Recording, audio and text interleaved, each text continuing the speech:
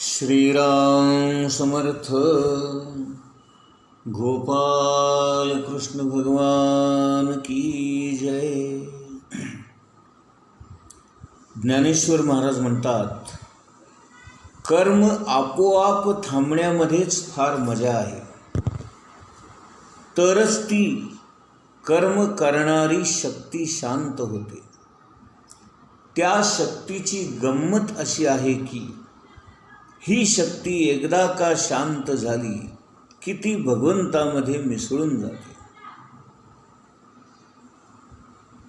भगवान श्रीकृष्ण हा परमात्मा परमेश्वर अर्धनारी नटेश्वर स्वरूप आहे। एकीकडे पाहावं तर तो भगवान शिव आहे आणि एकीकडे पाहावं तर पार्वती माता म्हणजेच शक्ती आहे। यात चमत्कार असा आहे की आपण जर शिवाला हाताशी धरलं तर तो नाहीसा होतो आणि शक्ती आपल्या हाती लागते। याचा अर्थच असा आहे की आपण परमात्म स्वरूपाकडून दृश्य जगामध्ये आलेलो आहोत आणि दृश्य जगामध्ये आपल्याला जिकडे तिकडे ही भगवंताची शक्ती म्हणजेच माया दिसून येते। या दृश्य जगाला, या शक्तीला, या मायेला जर आपण पाहायला गेलो तर ती शिवामध्ये विलीन होते, नाहीशी होते आणि काहीच शिल्लक उरत नाही। ही जी शक्ती आहे ती मी थांबवेन असं म्हटल्याने ती थांबत नाही, ती भगवंतामध्ये विलीनच व्हावी लागते। आणि यामध्ये जे काही आड येत असेल तर आपला कर्तेपणा, मीपणा आड येतो। म्हणून सगळ्या संतांचं हेच म्हणणं आहे की आपण जे काही कर्म करू ते अकर्तेपणानं करावं, किंवा या कर्माचा कर्ता स्वतः भगवंत आहे, मी केवळ निमित्त मात्र आहे असं समजून आपण कर्म करावं। तरच आपण केलेलं कर्म भगवंतामध्ये, परमात्म्यामध्ये विलीन होतं। आणि मग भगवंतच सांगतायत, मद्भक्तिं लभते पराम। माझी जी अत्यंत प्रिय लाडकी अशी भक्ती आहे ती कोणाला येते तर माझी जी सहज अवस्था आहे, सहज स्थिती आहे, तादात्म्य होण्याची, आपल्याशीच असण्याची, ती सहज स्थिती ज्याला प्राप्त होते त्यालाच माझी भक्ती प्राप्त होते आणि तो पूर्णपणे अकर्ता असतो।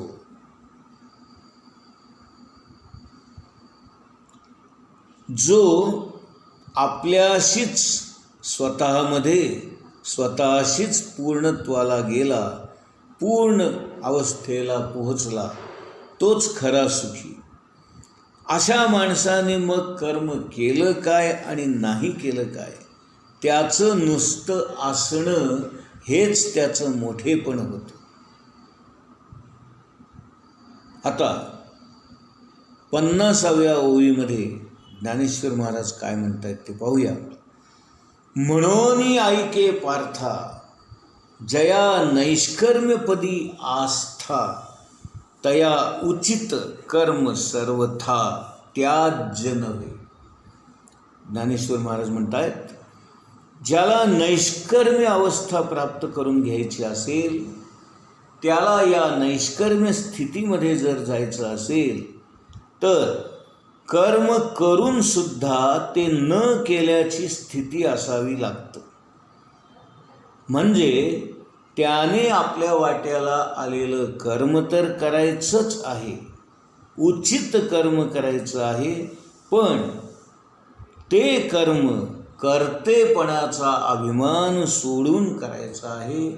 मी करता आहे, मी करतो आहे असं कधीच न म्हणता या कर्माचा कर्ता भगवंत आहे, मी केवळ निमित्त मात्र आहे, किंवा भगवंताच्या इच्छेने, त्याच्या सामर्थ्याने, त्याच्या कृपेने त्यानेच हे कर्म माझ्याकडून करून घेतलेलं आहे, असं तरी निदान आपण समजलं पाहिजे. पुढच्या ओळीमध्ये आपण पाहूया. आणि आपुलिये चाडे आपा दिले हे मांडे, की त्यजिता कर्म सांडे ऐसे आहे. आपल्या मनासारखं यश मिळालं, मग कर्म झालं काय आणि न झालं काय, नाही का? हे वायाची सैरा बोलीजे, उकलू तरी देखोनी पाहिजे, परी त्यजिता कर्म न त्यजे निभ्रांत मानी. हे बोलणंच व्यर्थ आहे, बहकल्यासारखं आहे, वाया गेल्यासारखं आहे. आणि म्हणून आपण नीट विचार करून बोललं पाहिजे, नीट विचार करून पाहिलं पाहिजे, आणि मगच आपल्या लक्षात येईल काहीही केलं तरी आपलं कर्म काही आपल्या हातून सुटत नाही. आणि म्हणून भगवान श्रीकृष्ण अर्जुनाला सांगतायत, हेच तू निश्चित समज आणि याची खात्री बाळग. निभ्रांत मानी म्हणजे खात्री बाळग की आपल्या हातून कोणत्याही प्रकारे कधीही कोणतंही कर्म सुटू शकत नाही, किंवा आपण एखादं कर्म टाळू शकत नाही. हेच तू निश्चित समज किंवा याची खात्री बाळग, असं भगवान श्रीकृष्ण अर्जुनाला सांगतात. आता आपण गीतेमधला या अध्यायातला 5वा श्लोक पाहणार आहोत. नहि कश्चित् क्षणं अपि जातु तिष्ठति अकर्मकृत, कार्यते हि अवशः कर्म सर्वः प्रकृति जैर्गुणैः. नहि कश्चित् क्षणं अपि जातु तिष्ठति अकर्मकृत, कार्यते हि अवशः कर्म सर्वः प्रकृति जैर्गुणैः. नहि कश्चित् क्षणं अपि जातु तिष्ठति अकर्मकृत, कार्यते हि अवशः कर्म सर्वः प्रकृति जैर्गुणैः. या श्लोकाचा अर्थ आपण बघूया. प्राकृतिक गुणांपासून प्राप्त केलेल्या गुणानुसार मनुष्याला असहाय्यपणे कर्म करण्यास भाग पाडले जाते. म्हणून कोणालाही क्षणभर सुद्धा काहीही कर्म करण्यावाचून परावृत्त होता येत नाही. भगवान श्री गोपाल कृष्ण अर्जुनाला सांगतायत, अर्जुना, निसंशयपणे कोणीही माणूस कोणत्याही काळी कोणत्याही वेळी क्षणभर सुद्धा कर्म न करता राहू शकत नाही. कारण सर्व मनुष्य समुदाय हा प्रकृतीपासून उत्पन्न झालेल्या सत्व रज तम या गुणांच्या अधीन असल्यामुळे, तो पराधीन असल्यामुळे तो कर्म करायला भाग पाडला जातो, उद्युक्त केला जातो. जोपर्यंत माणूस जिवंत आहे तोपर्यंत त्याला कर्म काही सुटत नाही. आणि म्हणून भगवान श्रीकृष्ण सांगतात की या विश्वामध्ये सगळा खेळ हा शक्तीचा असल्यामुळे कर्म हवं म्हणणं किंवा नको म्हणणं या दोन्ही गोष्टी योग्य नाहीत. तर जे काही प्राप्त होईल आणि जे काही भगवंताच्या इच्छेने ठरवलं जाईल ते तुला करावंच लागेल. आता ज्ञानेश्वर महाराजांचंच उदाहरण बघा. त्यांचं वय काय? 16-17 वर्षाचं. कोणतीही परिस्थिती अनुकूल नाही, समाजामध्ये मान्यता नाही, आई वडील दोघेही नाहीत, कोणत्याच गोष्टी अनुकूल नाहीत, तरी देखील त्यांच्या विचारांची काय शक्ती आहे बघा. आज 700-800 वर्षांनी सुद्धा आपण या ज्ञानेश्वरीने आणि या ज्ञानाने, या विचाराने झपाटून जातो. याला कारण काय असेल तर या कर्माचा कर्ता मी नाही, तो आहे. तो जसं मला नाचवील तसा मी नाचणार. तो अनंत शक्तीचा आहे, त्याचं सामर्थ्य आहे आणि मी केवळ त्याच्या हातचं बाहुलं आहे. अशा भूमिकेतून त्यांनी केलेलं हे कर्म असल्यामुळे आज इतक्या वर्षानंतर सुद्धा ते कर्म अत्यंत मानाने समाजामध्ये लोकप्रियता मिळवून आहे. म्हणून पुन्हा पुन्हा आपण याच गोष्टी लक्षात ठेवाव्या की आपल्या हातून जे काही घडतं त्याचा करता मी नसून केवळ राम करता आहे आणि रामाच्या इच्छेनेच या गोष्टी घडता आहेत, असं आपण सतत म्हटलं पाहिजे. माझं आजपर्यंतचं जीवन त्याच्या इच्छेनेच चाललेलं आहे. माझ्या जीवनामध्ये घडणाऱ्या सगळ्याच गोष्टी त्याच्या इच्छेने घडतात. ज्ञानेश्वर महाराज याच गोष्टी पुन्हा पुन्हा आपल्याला सांगतात. ते म्हणतात की कर्म सोडू म्हटलं तर सुटत नाही आणि अमुक एक कर्म मला करायला मिळावं अशी इच्छा केली तरी ते कर्म आपल्याला करायला मिळत नाही. आपण व्यवहार न सोडावा, परंतु प्राप्त उचित योग्य कर्म करावंच करावं. आपला जन्म कुठे व्हावा, आपले आईवडील कोण असावेत, आपले नातेवाईक कोण असावं, आपलं लग्न कुणाशी व्हावं, आपला जोडीदार कसा असावा, आपली मुलं बाळं कशी असावीत, या कोणत्याच गोष्टी आपल्या हातात नाहीत. या सर्वांचं प्रत्येकाचं वैयक्तिक आणि विशेष असं प्रारब्ध असतं आणि या सगळ्यांच्या एकत्रित प्रारब्धातून या सगळ्या गोष्टी घडत असतात.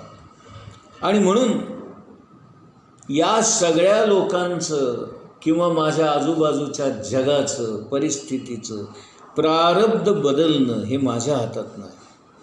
मग हे सर्व घडतं कुणामुळे तर त्या भगवंताच्या कृपेमुळे, त्याच्या सामर्थ्यामुळे, त्याच्या इच्छेमुळे घडतं. हे जर आपल्याला समजलं तर आपल्याला कोणत्याही परिस्थितीमध्ये सुखही नाही आणि दुःखही नाही. केवळ जे घडलंय ते राम इच्छा, राम करता असं आपण म्हणायचं.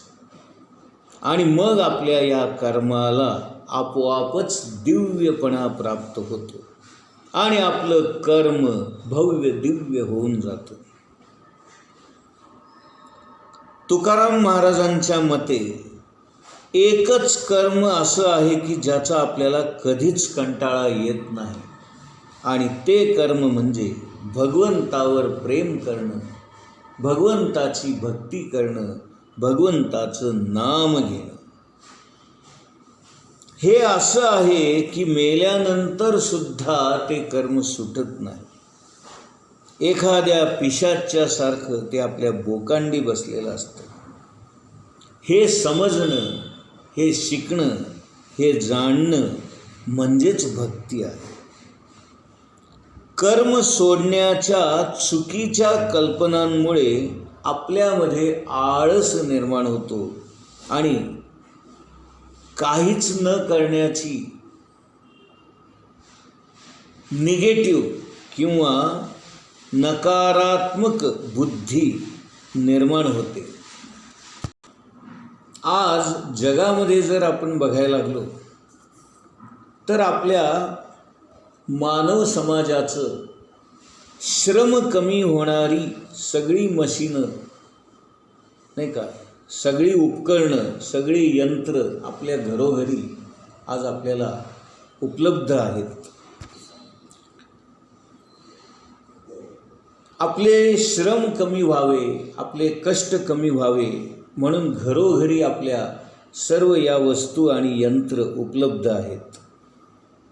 कपडे धुण्याचं मशीन आहे, भांडी घासण्याचं मशीन आहे, स्वयंपाक करण्याचं मशीन आहे, दळण्याचं कुटण्याचं मशीन आहे, मिक्सर आहे, ग्राइंडर आहे. याचा हेतू असा होता की आपले श्रम कमी व्हावे आणि आपला वेळ वाचावा आणि तो वाचलेला वेळ आपण चांगल्या गोष्टींसाठी वापरावा.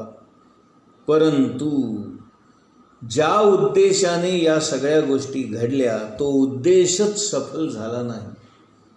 याला कारण आहे की माणसाच्या बुद्धीमध्येच बदल घडला नाही. तर मग या यंत्राचा उपयोग करून जो काही वेळ मिळाला, आराम मिळाला, त्याचा सदुपयोग न घडता उलट यातून अनेक नको असलेल्या गोष्टीच निर्माण झाल्या आणि जास्तच त्रास माणसांना होऊ लागला. विज्ञानाचा उपयोग करून माणूस स्वस्थ होईल, समाधानी होईल आणि कर्मातून बाहेर पडेल ही अशक्य गोष्ट आपण गृहीत धरली. जर माणसाला कामच नाही तर त्याला नुसतं बसून राहण्यामुळे आणि नको त्या गोष्टी करण्यामुळे नको असलेले रोग निर्माण होऊ लागले आणि त्याची वृत्ती भगवंताकडे न लागता इतर गोष्टींकडेच लागू लागली. गोपाल कृष्ण भगवान की जय.